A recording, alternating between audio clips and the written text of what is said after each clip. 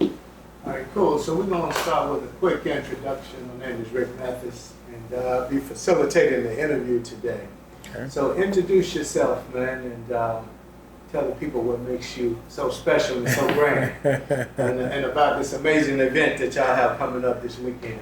Yes, sir. So my name is George Acheampong. I am the founder and CEO of Melanin Money. It's a movement on a mission to decrease the wealth gap by $100 billion by helping 100,000 people of color achieve their first or next $1 million in net worth. Last year, our clients collectively improved their net worth by just north of 100 million, and our goal this year is to increase that by another 200 million as of our event. So, Okay, yeah. I love it, I love it. All right, let's take it back. When you and your partner first realized that closing the racial wealth gap wasn't just a mission, it was a purpose. It needed to happen. Yeah. So I remember like it was yesterday. I actually founded the company first and then brought my partner on in 2021. I remember reading an article that black wealth was going to zero, was on pace to go to zero by 2053. And I had at the time been in the financial services industry as an advisor for, at that point, maybe 7 or 8 years. And I was just like, man, I'm working with clients every day. I like, this narrative can't be true. But I was like, maybe I'm in an echo chamber of the people that I'm serving. And so at that point, I knew I needed to broaden the message to create more awareness. And it started with, believe it or not, just a merchandise apparel brand, because I was like, I'm working with people one-on-one, but obviously there's a lot more people that need to hear this message, right? And so we were putting these affirmations on clothing, thinking that it would just spark conversations, and it kind of took its own identity, and people like were asking more about it, and that's when the Melanin Money ecosystem and the brand grew. And I just knew that we had to do something to serve and reach more people. So then that came the podcast, because I was like, hey, people can listen to that for free. We haven't missed a week since, I think, August 1st of 2021 with that podcast, and just really spreading the message and just creating a platform to serve as many people as possible, because I feel like generational wealth has been the buzzword of the decade, but it's like, how do we build generational wealth if we don't have a generational wealth plan? And so we wanted to leverage the credibility from our financial expertise while coupling that with the relatability of just being a financial influencer, if you will. And as a result, we've been able to help a lot of people so far. Awesome. Yeah. So Melanin Money. Yes, sir. It's such a bold name, right? Yeah. What was the first conversation that sparked this creation? And how did you know the culture would rock with it? Like, where did it come from? Melanin Money. Yeah, so I had a spinal fusion surgery in 2016. Basically, I had a benign tumor that was growing in my 9th vertebrae. Had to have it removed, replaced with metal rods and screws that still live there today. And one of those nights where I couldn't sleep through the pain, I was just kind of ideating, because for the first time I realized, I was like, oh shoot, if I am down for the count, like how can this movement, how can this mission that I have be carried on? I have to think of something that can live on even beyond my voice. And so I was ideating, it's like, I'm a person of color, I want to help black people build wealth, money.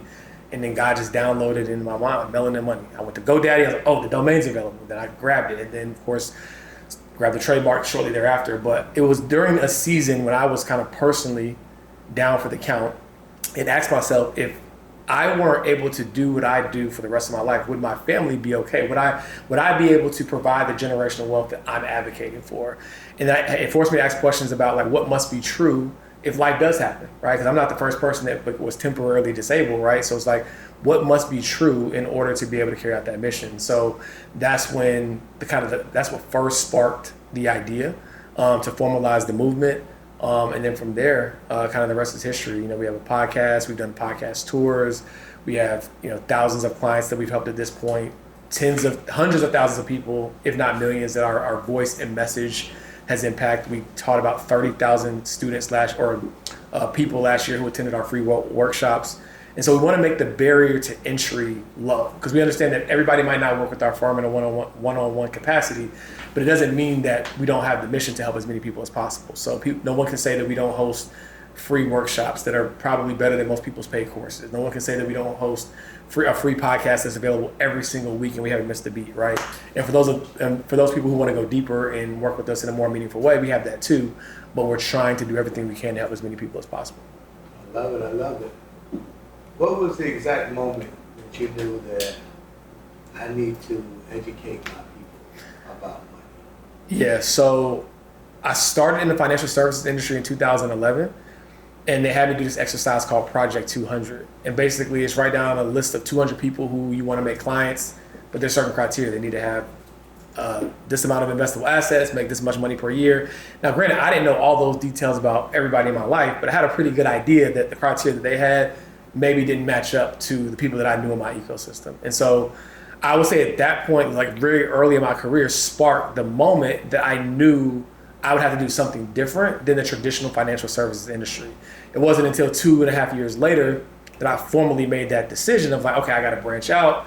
I got to leave. They're not going to let me serve the people I want to serve while doing it here. And then ultimately in 2017 is when I formally launched Melanin Money. But the seed was planted in 2011 when they basically wanted me to help, rich white people get richer. And no, not to them, right? I want everybody to live and thrive. But the industry and quite frankly, the country is already designed for them to thrive, right? And so I knew that I had to create something that would stand out, something that would speak directly to the people, to let them know that they're worthy of wealth. In my firm that I was working with, there was maybe 2 other advisors of color. So it's like the other thing that I realized is, why would a black person or a person of color think that they need to build wealth if they don't even see advisors that look like them? That's a leading indicator. Well, maybe it's not for me because there's nobody that looks like me talking about it. Obviously, fast forward a decade or so later, and there's a lot more financial influencers talking about money. Shout out to EYL and those guys. But at that time, this wasn't common. This is before Instagram, right? And so that was when the seed was planted. And the reason why we do things like the podcast and the free workshop is because a quote that I live by is the people that you serve don't have to be the people that pay you, right? Like everybody thinks that like in order to build a successful business, like it has to be a financial transaction, right? I can serve somebody at a high level. They can buy in with their attention, with their time, and I can get the Chases of the world, the big corporations to say, oh, wow, you have the attention of the people. Can we sponsor you, right? The trust of one leads to the acceptance of many. And so I want to make sure that we establish rapport with our core audience, never diminish that trust, and then it will lead to the acceptance of anybody that we decide to on our platform that we believe is in alignment with the mission. Because if you're not in alignment with the mission, we're not going to partner with you. There's no dollar amount that you can pay us that will make us have misalignment with the people who have entrusted us with their legacy. I love it. Now you provide people with real tools, real things that they can utilize, right? Through the podcast, through the workshops. What is the thing that you wish that you had growing up? Is this something, information, resources that you wish you had growing up? Is the reason why you do this? It's a big part of it, right? Because I think a lot of times people think that you have to have so much money to be financially free. But the biggest lever that you have towards achieving your financial goals is time, right? I have a 3.5-year-old son, and I've been able to kind of just zoom out and say, okay, well, what does it look like if I just invested $100 a month for him until he's 18 or 200 or whatever it is that you can afford to invest for your child? And the more time you have, the easier it is, right? And so for me, there's plenty of adults that I'm excited to be able to help. But the common thread that we often hear is, man, I wish I heard this 10 years ago, right? And so my goal is to minimize that as much as possible, right? The bigger our message gets, the farther it spreads. I want the teenagers and the youth to be like, oh, I got tapped into Melanin Money when I was in college, and I started my brokerage account, and I was investing. I took some of my refund check money, and I was investing $50 a month. I remember getting a refund check in college, and I wasn't investing, right? I was doing everything but investing with that money. And so being able to get ahead of the mistake, the bad habits, get ahead of the bad decisions, I think just will be really, really helpful. And so that's something that we'll see going forward. Right now, most of our clients are, young adults, even all the way up to 60, plus. But I want to next year make a really big push for the youth, do some partnerships with HBCUs, to really just get ahead of the decision making that the world tries to put on you beforehand.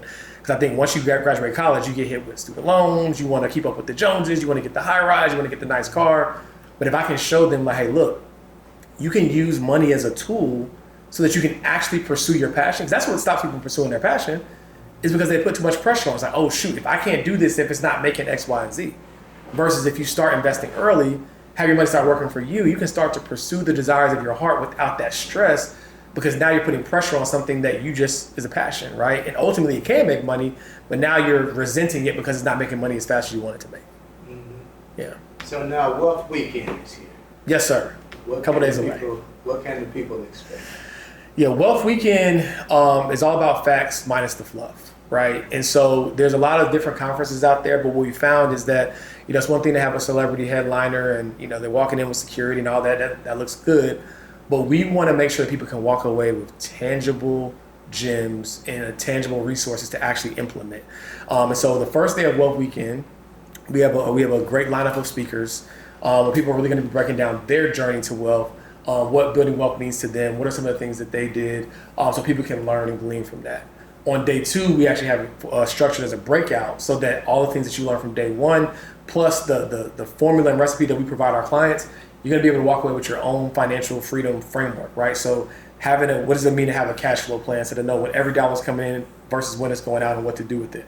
What does it look like to have an investment plan, and what is your freedom target? So they're going to be different breakouts, so that by the time you leave, it's like, oh, I know exactly what to do. I'm not leaving a conference with a bunch of notes, or I'm not feeling overwhelmed. I have an actual blueprint.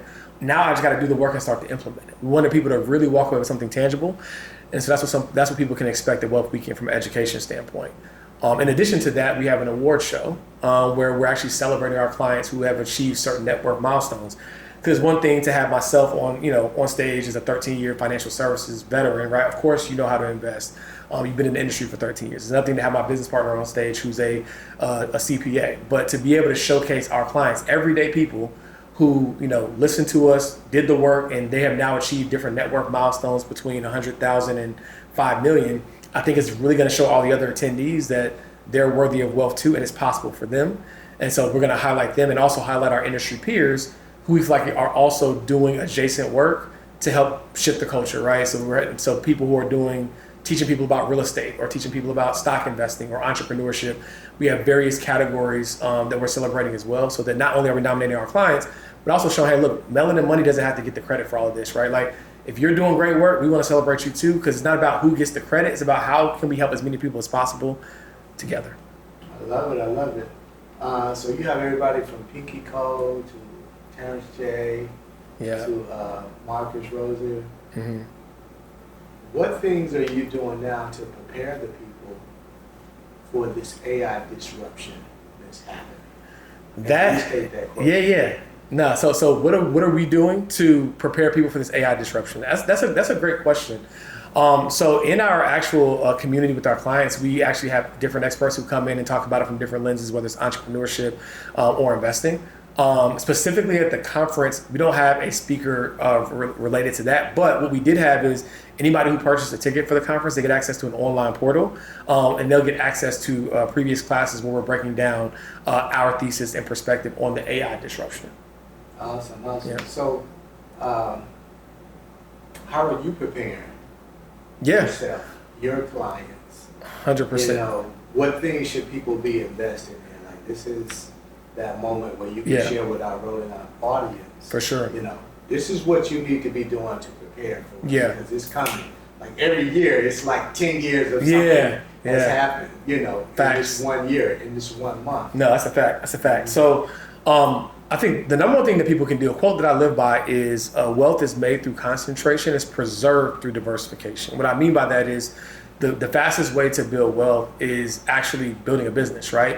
And so I think where AI disruption can come in is looking at antiquated industries or industries that have historically not taken advantage of technology, like professional services businesses, mom and pop cleaning services, pool companies. There's a lot of like local service-based businesses that are ripe for not only just general disruption of adding general technology, but taking it and adding AI to bolster the trajectory of that company. And so people don't realize one thing that you don't have to build a business from scratch. You can actually buy one, because there's something right now happening called the silver tsunami, where there's a lot of baby boomers who establish these mom and pop businesses who their kids don't want the business. They saw mom or dad burn the candle at both ends. Like, I don't want that. I want to be a TikTok influencer. I don't want that business, right? But that business is profitable, and mama and the owner still wants to retire.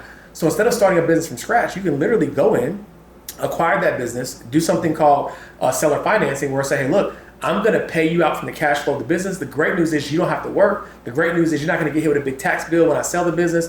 And now they get what they want because they get the cash flow to live their life in retirement, but you just acquired a business with little to no money down out of pocket. Then you get that business and you implement AI to scale the business and make the operation leaner. So for example, let's say that you had a landscape architecture business that you want to acquire, right? you go and acquire that business, right? Then you can use AI, take a picture of somebody's house in real time, say, hey, give me 3 options of a beautiful landscaping option that I can present to this client. Boom. You knock on their door, hey, beautiful home, not sure if you're interested in upgrading your landscape. I've already actually done 3 different options or variations. I can do more that I think will make your yard look beautiful. Never in history would you be able to do that in 2 minutes, door knock, and show them a finished product that you could actually implement. So AI like that at scale and buying these older businesses is going to be huge. I think that's an amazing and tremendous opportunity for anybody listening. Yeah. What's the 3 top AI tools you're using right now? Yeah, I'm really big on ChatGPT, as everybody else is. Gemini, and then I think what people don't realize is AI has been integrated in a lot of things already. We just didn't really recognize it as AI, right? Okay. Exactly. So like in our even in our CRM system with HubSpot, we're leveraging. They have their own AI to basically filter through, look at who are our top clients, what are the traits of those top clients, so we're then able to use that insight to acquire and market more clients like them. So we're using AI within HubSpot, which is our CRM system, in order to refine our client acquisition strategy. I love it. Mindset, money, and culture. You know, you guys move like a brand and have strong messaging. How important is it for like the cultural aesthetics when you're talking about economic empowerment? I want to make sure I understand it correctly. You're saying how important is the cultural aesthetic? You mean in terms of the relatability of who we're speaking to? It's interesting because I think it could go both ways, right? On one side of it, it's like those guys are like me. It's relatable, right? But then you have some people who might question, like, are they credible, right? Because we don't always see them in the traditional suit and tie buttoned up, right? And I do love suits. I got a lot of custom suits, right? So I think that your voice has to be the thing that overshadows anything else, right? I think at the end of the day, we should be able to be authentic, right? I should be able to have a brand called, which is why I chose the brand name. Like, I should be able to boldly say who I want to super serve. Not that we're trying to exclude anybody, but this is who we're serving, and this is who I am.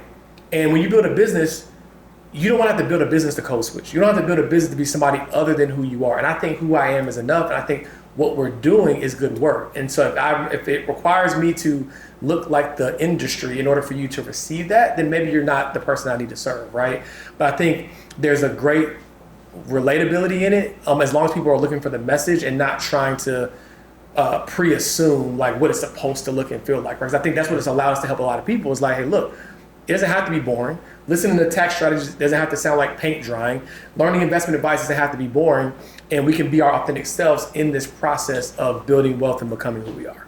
I love it. Now, did you go to college for what you do? Partially. So I went to college. I got a double major in marketing and economics. I thought I was just going to use the marketing degree. I only got the economics degree because I wanted to learn about money myself, not because I thought I was going to use it as a profession. But ultimately, I graduated in the middle of the recession in 08, 09. And the financial industry was the industry that caused it. So there were plenty of jobs available at the time. Marketing was viewed as a luxury at that time. It wasn't viewed as a necessity. So the marketing degree that I thought I was going to use, I didn't get a chance to use that. And so I was like, well, I got this economics degree. Maybe I can do something with it. And then the rest is history. So yeah, and the reason why I'm kind of going down that road is because, we just talked about the TikTokers, the Instagrammers. Like, people that make a lot of money on YouTube. Yep.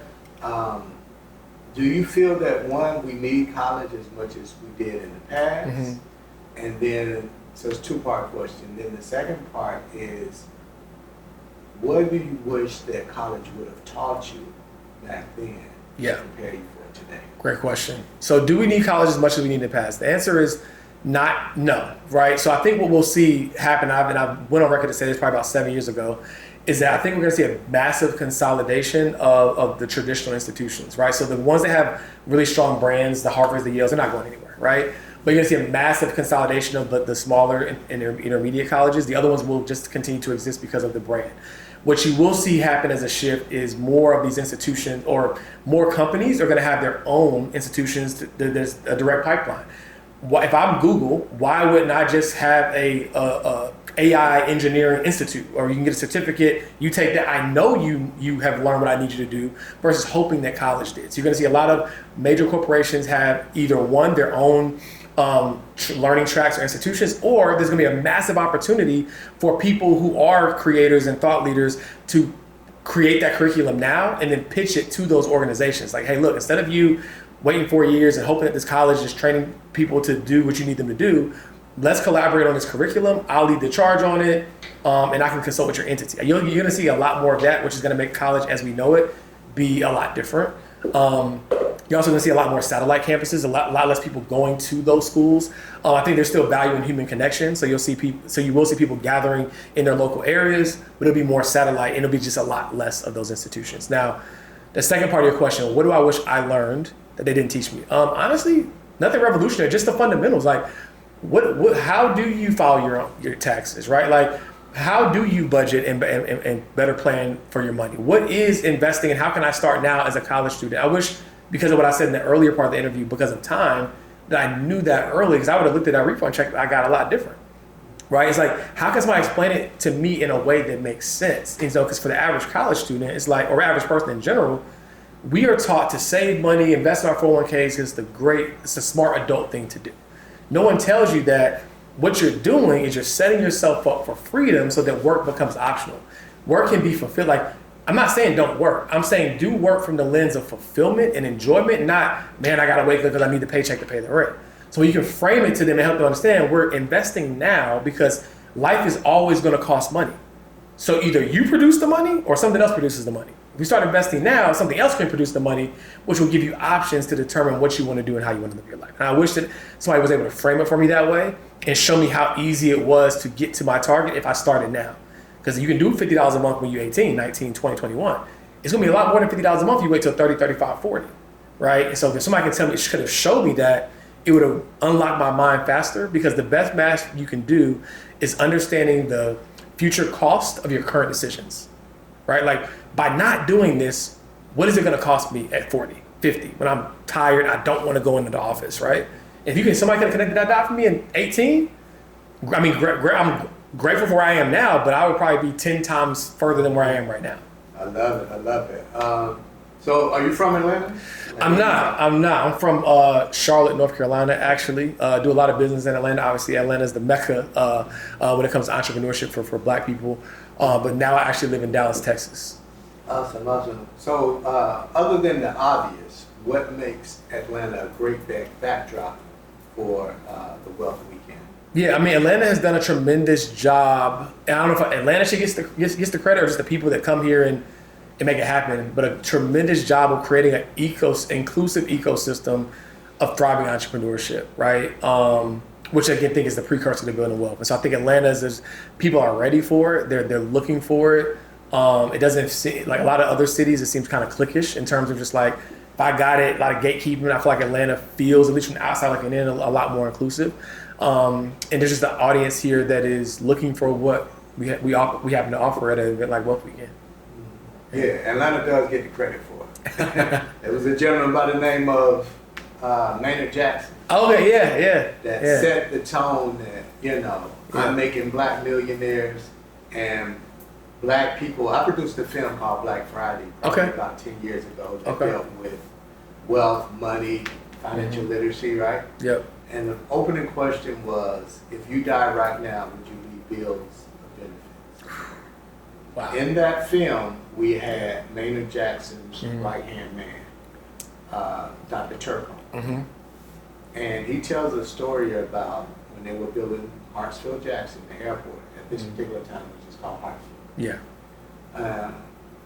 They made sure that 10% of all the contract, all the money. I remember hearing about that. Yeah. This is Maynard Jackson. Okay. 10% of all money that it took to build this airport went to Black people. That's strong. So they got to a point where they were doing runways, and they said, we can't find nobody to do these runways that's qualified. Maynard Jackson put a stop work order in to stop the airport from being built until they found somebody. And so they came and they was like, well, we didn't find nobody. So Maynard was like, okay, the runway is nothing but a big driveway. Mm-hmm. We got plenty of Black businesses that can do driveways. Right. Find somebody and then we'll remove this stuff. Wow. So he was relentless. So that is the type of foundation when you talk about Atlanta and entrepreneurship. That is the type of foundation, me being from Atlanta. Yeah. Graduating from Frederick Douglass High School. Yeah. That's the foundation and the essence of Atlanta that makes it the perfect backdrop Yeah. for events like this. Yeah. That actually gave birth, to the entrepreneur spirit that you see here in Atlanta. And there's other stories too. For sure. But That's I huge, just though. wanted to share that one with you. Yeah, that's huge. In the city where like excellence is the baseline, how does Wealth Weekend raise the bar even higher? Yeah, yeah. What are y'all doing to take it to the next Yeah. stratosphere? To be honest with you, we just really, no stone gets left unturned, and we really put our money where our mouth is, right? Like, if you look at our, there's no big name sponsors yet, right? Like, because our whole model is, we're gonna do it anyway, right? It's our responsibility, and if you want to come on board, cool. Like, the rocket ship is taking off. Like, you want to add to the fuel, you can. And so, when you come to our events, you'll see that, right? It's almost like if anybody went to college, and then when you were there, you go back, 10, 20 years later, it's like, man, where was all this when I went here, right? Like, you can tell that the college is reinvesting that tuition, right? And so, with our core business, and we take, money from that to be able to put this event on, it's on display, right? We spare no expense in the people that we invite from a talent standpoint, the experience that the attendees have, and just really put them in the presence of excellence so that they can embrace that in their own respective entrepreneur journeys. Like, even when we invite people out to our podcast show, it's just like, you pick them up from the airport in the black car, we do dinner with them, we make sure it's just a red carpet experience, because we want excellence to be the standard, right? And so at Wealth Weekend, it's no different, right? We're just doing everything we can to make it a high level event. The decor is top notch, the vendors that we're using, of course, all minority owned companies, and just a really, really world-class experience. And so I think I'm gonna kind of short on words, because I think the only way to really know is to come and to see it, right? Obviously, the videos and the recaps will give you some of that, but just come and see it and experience it for yourself. And I would like to think that what I've said is on par with the fact that we are raising the bar, making sure that it's a high-level event, and making sure that you walk away with tangible information that you can implement. Because it's one thing to get information, it's another thing to have implementation. It's one thing to get education, it's another thing to be able to have execution. And we have set up our event in a way where we want to make sure you walk away with that, and you're doing it in an environment where you feel comfortable doing so. I love it. Yeah. So you have this $100 million goal, it's future forward. Yep. That's what we're thinking. Yep. I love the fact that you're doing the hands-on on the second day of the conference, because oftentimes, we attend conferences, get a lot of information, but now how do we implement? What does the workflow look like? What does the system look like? Right. And we're in a system of systems. Everything is systematic. Yeah, facts. So what systems do you have in place to make sure you reach that goal, and then you can further scale from there? Yeah, so the systems that we have in place is really a three-pronged approach, right? The first system is, we obviously, accept a certain amount of clients to work with one-on-one in our firm every year, right? That's level one. And of course, you have a team of world-class advisors that take people through a 4 to 6 month process to establish their, what we call Wealth Builders Blueprint, and that they're able to build on. But within that, right, while we set the foundation, we provide the services, we are still educating them throughout that process. Because our thought process is, again, we hope that you're able to, after you get the results, able to take that message and disseminate it in your family, in your respective communities, right, as well. And so we're very intentional about the way in which we provide those resources, so that as our clients acquire them, they can then take that into their respective communities, workplaces, et cetera, right? The third thing is, we then are going to be transforming the financial services industry, right? So obviously we did things different. If somebody were to meet me out the side of the street and ask, was I a regular financial advisor, they might not know, right? I don't look like a regular financial advisor. The way we present ourselves online isn't traditional. And so what we want to do is, because it's working so well, and again, we don't care if Melanin Money gets the credit exclusively, we want to partner/acquire minority stakes in other advisory firms, so that the work that we're doing can be more expansive. Because if we can only take on, let's just say, 1,000 clients in-house, right? But if we partner with another 10 companies, right, they can take on 1,000 clients, and we can, each, and then we can continue to expand this movement, and it'll create a trickle-down effect of our firm's ethos being able to empower other advisory firms, and then ultimately their clients taking these strategies, taking this information, and taking it back to their respective communities, right? And so that is our system and our approach. And I believe that we could do it in a 10-year time horizon, is my belief. I'm willing to do it as long as it takes. My belief is we can do it in a 10-year time horizon. Yeah, speaking of that 10-year look into the future, how would Melanin Money have shift the wealth conversation nationally and globally? Yeah, I think we would prove that number one, black wealth is not on pace to go to zero, and then we can prove it, right? Because sometimes you got to question like, well, where are the stats coming from? Who are they polling, right? So when us being able to control some of that data, right, and say, okay, cool, well, I hear what you're saying, but not only do we have the surveys and whatnot, we also have, as advisors, we have access to the dashboards that literally see the money invested. So help us understand, because sometimes what happens is a narrative will get pushed and people start to take on that identity. It's like, oh, I guess it just is what it is. Black people can't build wealth. And so we will be able to shift that by providing proof that, well, I know what they're saying, but this isn't necessarily the case. And even though there might be some pitfalls of people who don't have the information and previously didn't have the access, now that the narrative is being shifted, they do have access and they do have those resources, right? And so people will be able to say that and see that Melanin Money played a large role in not only decreasing the wealth gap, but providing the infrastructure for it to be accessible to everybody, right? Because yes, we have clients that work with us one-on-one, but we also have a podcast. We also have in-person events. We also have free workshops. We also have, we have a merchandise brand, and people can literally buy a $20 hat and get access to our community with all our courses. We don't even sell courses, right? Like we just give them away. You can buy something from our store, get access to all of our education. And the reason why we do that, we would just give it away completely for free, is because we want to have a way to spread the movement. When you see somebody with a Melanin Millionaire hat, it's not just, oh, that's a cool hat. What is that? Oh, actually, I'm a part of a community, and by buying this hat, I was able to get access to a course on how to save $50,000 in taxes, how to invest money, all just because I bought a $20 hat, right? And so we have multiple ways to serve people, to meet them where they are, and we will go down in history as the platform who was relentless about closing the wealth gap. I love it. I love it. So this is our rapid fire section. Okay. What is the first investment that changed your mindset? First investment that changed my mindset. I think it was McDonald's. Because as a kid, I used to eat Happy Meals, right? We all know that McDonald's is terrible food now, but I used to eat Happy Meals, and I realized, I was like, wait, I can own McDonald's, right? And so it was kind of cool for me to be able to connect the dot. That's something that I just ate as a kid. You know, my mom took me through the drive-thru to get a Happy Meal, that I actually couldn't own the company and that it could pay me, right? That was revolutionary to learn at a young age. And then from there, I just got super inquisitive and curious about investing. So how old were you when you bought your first stock in? I was in college at the time. So I was like 20, no, I was 19. 19. Yeah, I was 19. Yeah. Yeah, that's dope. That's dope. What's the financial myth we need to retire? Financial myth we need to retire. A financial myth we need to retire is that 7 streams of income is the way to build a wealth.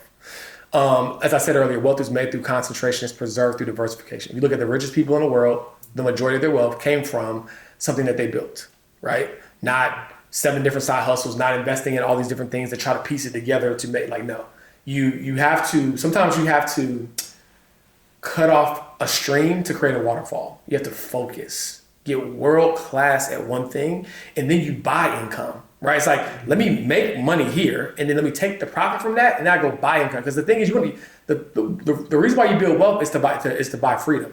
You don't build wealth to be tied down and hustle yourself to death. Right. So get really good at one thing, and then use the money that you're making from that to then buy your freedom, buy real estate investments, buy stock market investments, buy other businesses that you can own but do not run, but don't buy other jobs or don't have other jobs. That's what most people do. It's like, I'm good at this. I do here. I do this. That sounds good. But you're going to burn yourself out, and you're not going to be an expert at anything. And if you go to a restaurant that has 27 different things on the menu and it doesn't seem cohesive, like you're not buying seafood from, the gas station, the gas station, right? Like what I mean by that is you gotta focus. You go to a restaurant that has a curated, focused menu, you know what to expect. If it has all different sorts of stuff, you get confused, you don't know what to do. And that's what happens with your business when you tell people you do 7 different things. It's like, well, you say you do hair and you also do this and you do videography and you do, what are you good at? Right? Like it sounds good, it seems like a flex, but it actually creates confusion. I love it. Great answer. What's the one black-owned business that you always shout out? One black-owned business that I always shout, besides my own now. there's a local cleaning business in Dallas that I use, and it's a good friend of mine. What's actually the name of the business? I've used it so religiously. I think it's Cleaners 101 or something like that. But like they own a cleaning business. The reason why I shot them out is not because their business is like super exciting, but because it is a business that it's a concept that people can own, right? Like it goes back to what I said earlier about those local service-based businesses. You can find the local contractors, you can own the business, never clean the house yourself, and ultimately own a business that's boring but predictable. So I always shout them out, one, because they're black owned, but two, because it's a model for success that anybody can obtain. It's just a boring business, a cleaning business. It's highly recurring revenue because once somebody trusts you to clean their house, they don't want to get somebody else to clean their house because they don't want you, just anybody around their stuff. So I always shout them out for two reasons: to give visibility that that's the type of business that you should aim to own, and two, because they're black owned. I love it. If money wasn't a factor, what legacy project would you start tomorrow? That's a great question.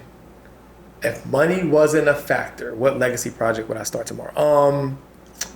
I think I would go all in on black media, and just like different versions, different stories that, because here's what I'll say. We all have a favorite TV show that's fictional, and we have characters that we love and hate, all because the story is so good, right? So if I could find ways to curate an abundance of stories in different ways that tell the story of building black wealth in some unique way, whatever it might be, I think that will help further the mission of what I'm doing. But doing media at scale is not cheap, right? So it is a passion project of mine. We do obviously doing a little bit of it ourselves, but as we grow, that's something that I look to do, is just, and I don't have to be in it. I want to produce, I want to provide the infrastructure to produce more quality black media that even if it's not overt, it just like intertwines what black wealth looks like so that people can start taking on that identity. Regardless of what you thought about Obama's politics, what he did from a representation standpoint showed people what was possible for them. There's little kids who were 4, 5, 6, 7, 8 years old when he was in office that now don't have limiting beliefs of what it looks like to be successful at the highest level. So I think we need an abundance of quality media, not, reality TV and drama and the shade room. We need stories being told, like the Cosby Show of today, right? Again, regardless of what you think about Bill Cosby and what he's done as a person, like those types of stories, because they're not overtly talking about wealth, but it shows you a mom was a lawyer, dad was a doctor. We need more of that in modern society, and I would love to provide the infrastructure to do that. And lastly, I need to say rapid fire. I feel like I'm giving you these long-winded answers. Yeah, but it's cool though because you give some great information. Yeah. Is the middle class disappearing? Is America becoming a country of have and have-nots?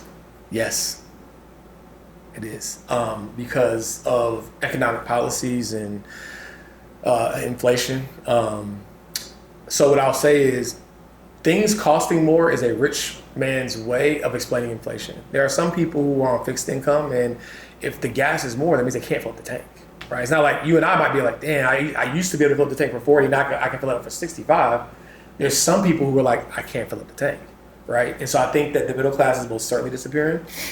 And the best thing that you can do is acquire skills like AI to be able to keep up, because if not, yes, it will become a country of have and have-nots for sure. And we're already on that path. I love it. So this is the closing and the call to action. So for people watching this who are still living paycheck to paycheck, or maybe on a fixed income like you just stated, yeah, what is the first thing they should do after watching this interview? Yeah, I call it the wealth triangle, right? First thing you have to do to be successful in this world is you got to be really good at you making you money, right? So focus on acquiring a high income skill. If what you're doing right now isn't making you the income that you need to make, either one, you're not as good at that thing as you could be, or two, it's the wrong vehicle, right? Because the thing is, if you're not in the right vehicle, it don't matter what you do, you're just not going to get there, right? So really assess, am I in the right vehicle, or am I one of the best in the space, right? And get as good as you possibly can at making money. Then two, as you get good at that, then turn that into a scalable business where people and or systems make you money.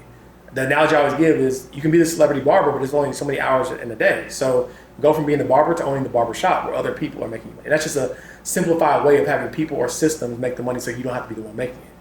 Then once you do that, then invest in high return assets, right? So that the money can make you money. Oftentimes people want to jump to the third one, I'm like, hey, look, you got to make the money first before the money can make money for you. So you make the money, turn it into a scalable business, and then invest in high return assets where the money can make you money.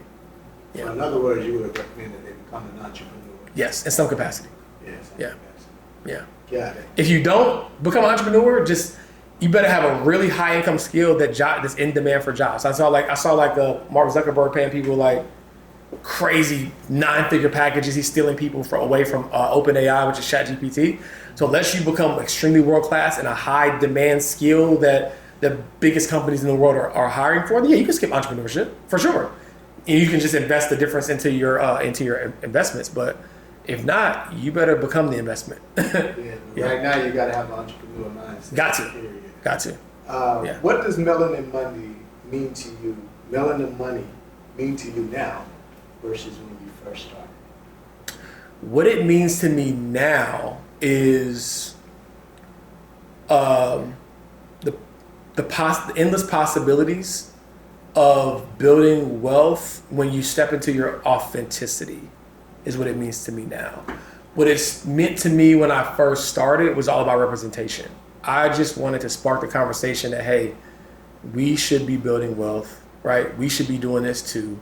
And I wanted to spread that message as far and wide as possible. But since then, it's happening and people are doing it. And it's giving proof that when you walk in your authenticity, the possibilities are endless. And so that is the message that I would say.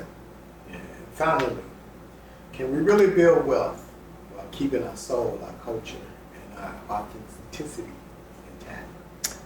Yeah, I think without knowing that question, I think what I just said speaks to that, right? I think what we're doing is living proof because, again, we're in the whitest, most up and down, buttoned up industry you can imagine. Financial services, Wall Street, right? CPA. When's the last time you met a cool CPA, right? Like no one likes their accountant almost, right? And so I think that I know that you most certainly can, but you have to make a decision on who you want to serve. You can't look at the landscape of what's done before you, and you have to be okay betting on yourself. Right? I didn't know going into I remember people telling me you're gonna miss out on so many people. Most black people don't have investments. Black people don't have. Are you sure you want to do this? Maybe you should just provide only free resources and never imagine creating a firm centered around this.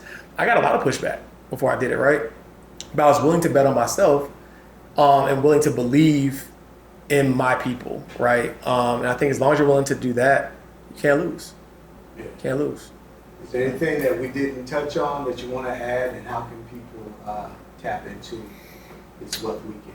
It's a great question. Anything that we didn't touch on? No, I mean, this is a conversation I could talk about for hours. So I wouldn't say there's anything we didn't touch on. More so than I would say, let's keep the conversation going. And the best way to do that is we have a podcast, video and audio drops every week. You can go to melaninmoney.com to find that, or go to YouTube, search Melanin Money.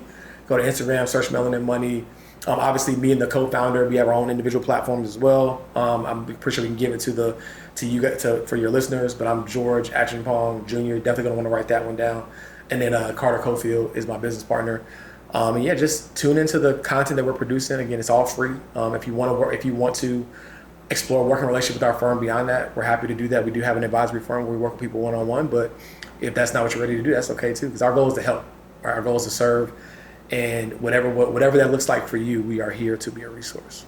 Yeah. State your name and spell it, because that last name came. Yeah. So name is George Acheampong, George, first name, last name, Acheampong. It's Ghanaian, by the way. Yeah. Love it.